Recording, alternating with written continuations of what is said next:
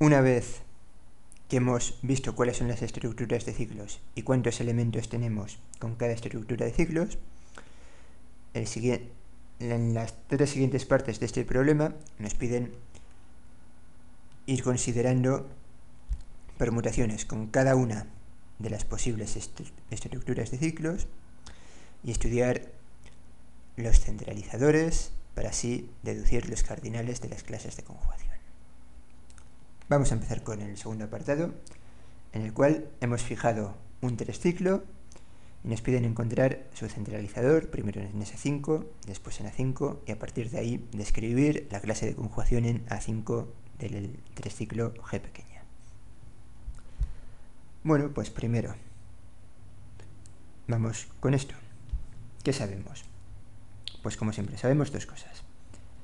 Que el grupo generado por G está dentro del centralizador en S5 de G pequeña. Por un lado. Por otro lado, sabemos que el índice del centralizador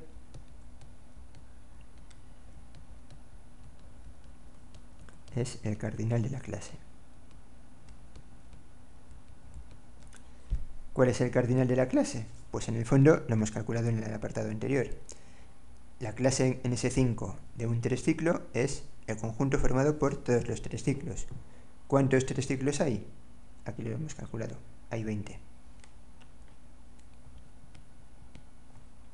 ¿Vale? Entonces, hasta aquí, ¿qué deducimos? Deducimos que el orden de S5, que es 120 entre el cardinal del centralizador, es igual a 20. Es decir, que el orden del centralizador en S5 de G es 6. Bueno, vamos a ver si con esto podemos terminar el problema o no. ¿Cuál es el orden de este subgrupo? Este subgrupo tiene orden 3. Pero aquí estamos diciendo que este tiene orden 6. Es decir, el subgrupo generado por G es un subgrupo propio del centralizador en S5 de G. Es decir, en el centralizador en S5 de G hay elementos que no están en el subgrupo generado por G. Por tanto, tendremos que encontrar algún elemento que no esté en el centralizador en S5 de G. Bueno, pero viendo el aspecto que tiene G, es sencillo encontrar un elemento que no está en el grupo generado por G pequeña y que conmuta con G. ¿Cuál? Bueno, pues estamos en S5, tenemos 5 letras, las dos que no me aparecen son 4, 5, el 4 y 5, y podemos afirmar que el ciclo 4-5 conmuta con G. ¿Por qué? Bueno, pues porque 4-5, el ciclo 4-5 es disjunto del ciclo 1-2-3. Y sabemos que ciclos disjuntos conmutan. Muy bien, entonces, ahora ya, ¿qué tenemos? Bueno, pues tenemos el centralizador en S5 de G. Tiene un subgrupo que es el grupo generado por G pequeña, que es de orden 3. También sabemos que este índice es 2, porque el centralizador en S5 de G tiene orden 6. Por otro lado, hemos encontrado este subgrupo, el grupo generado por 4-5, que tiene orden 2, ¿vale? Como 3 y 2 son coprimos, la intersección de estos dos subgrupos es 1. Luego el dibujo este lo he hecho bien. ¿Y qué sucede? ¿Qué puedo afirmar? Bueno, pues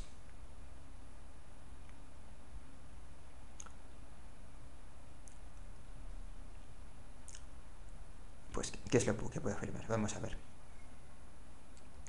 Una forma de verlo es que el subgrupo generado por G no solo es un subgrupo del centralizador, sino que es normal, ¿vale? Este es normal. Por tanto, el subgrupo generado por G por el subgrupo generado por 4-5 es un subgrupo y tiene el orden adecuado, ¿vale? Porque la intersección de los dos es 1. Es decir, deducimos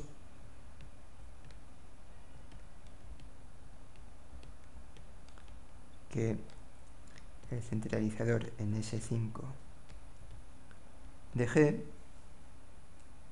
¿qué es? Pues es el grupo generado por G, y de hecho el grupo generado por 4-5, como conmuta con G, pues conmuta con cualquier elemento de este centralizador.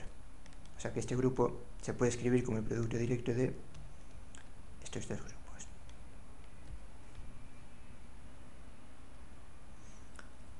¿Vale?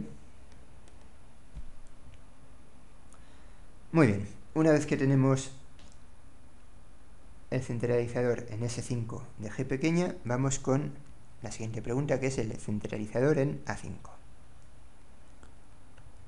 Bueno, pues desde luego los elementos de A5 que conmutan con G son algunos de los elementos de S5 que conmutan con G. Estos hemos dicho que son el 1, 2, 3, el subgrupo generado por G, producto directo, el subgrupo generado por 4, 5. ¿Qué más sabemos? Bueno, pues sabemos que G está en A5, luego el grupo que genera G está dentro del centralizador en A5 de G. ¿Qué más sabemos? Bueno, pues este elemento, el 4, 5, es un elemento de S5 que no está en A5, ¿vale? No está en A5 porque es una permutación impar. Por tanto, este contenido es propio, es decir, estos dos no son iguales. Este tiene orden 6.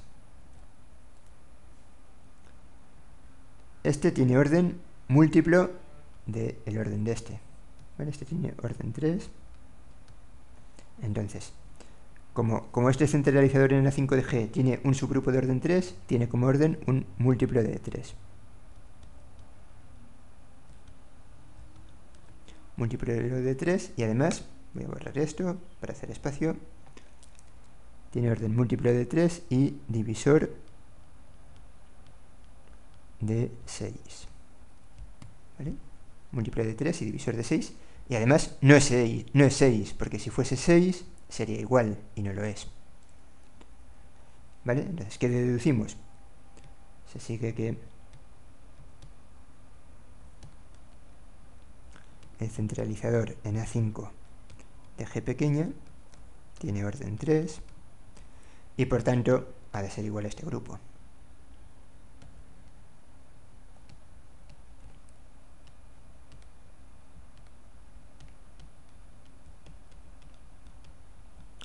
¿Vale? Y así hemos calculado cuál es el centralizador en A5 de G. Por último, en este apartado nos pedían describir la clase de conjugación en A5 del elemento G pequeña. Bueno, pues el primer paso es ver cuál es su cardinal. Para ello, pues vamos a utilizar la relación entre el centralizador y la clase de conjugación, que es que, como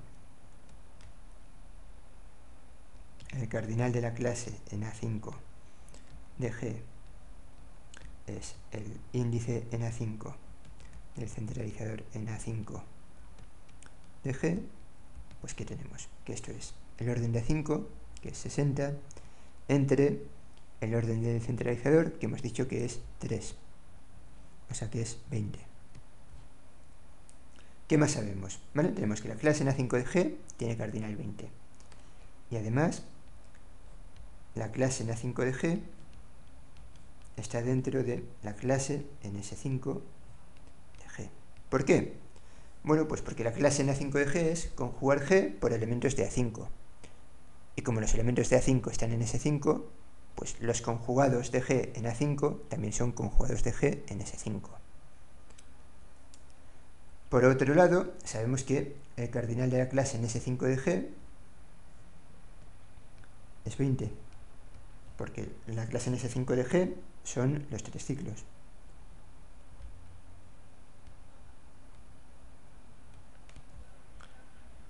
Por tanto, la clase en A5 es un subconjunto de cardinal 20 de un conjunto de cardinal 20, o sea que ha de coincidir. Bueno, o sea que deducimos que la clase en A5 de G es igual a la clase en S5 de G, que es igual al conjunto de los 3 ciclos de S5. Bien, Entonces, ¿cómo hemos hecho este apartado? Pues hay que notar una diferencia a la hora de hacer las cosas entre cuando se trabaja en el grupo alternado y en el grupo simétrico. Es decir, cuando trabajamos en un grupo simétrico, en primer lugar, obtenemos cómo son las clases de conjugación, gracias al teorema que nos dice que dos permutaciones son conjugadas si y solo si tienen la misma estructura de ciclos. Por tanto, en el grupo simétrico es sencillo describir las clases de conjugación y calcular el cardinal de cada una de ellas. En el grupo simétrico también, una vez que hemos calculado las clases de conjugación, o una vez que hemos calculado la clase de conjugación de un elemento, podemos preguntarnos cuál es el centralizador de ese elemento. ¿Vale? Y eso es lo que hemos empezado haciendo. Tenemos la clase NS5 de G, que es cardinal 20, a partir de ahí hemos calculado el cardinal del centralizador, y a partir de ahí hemos deducido cuál es el centralizador. Ahora, en A5 hemos seguido la misma lógica, hemos seguido el mismo orden. La respuesta es no. La respuesta es que, así como en S5 primero se calcula la clase de conjugación y después el centralizador, por lo menos esa es la mejor forma de hacer las cosas, en A5 es exactamente al revés. En A5 lo más sencillo es calcular en primer lugar el centralizador y a partir de ahí obtener información sobre la clase de conjugación. ¿Vale? Así es la teoría de grupos.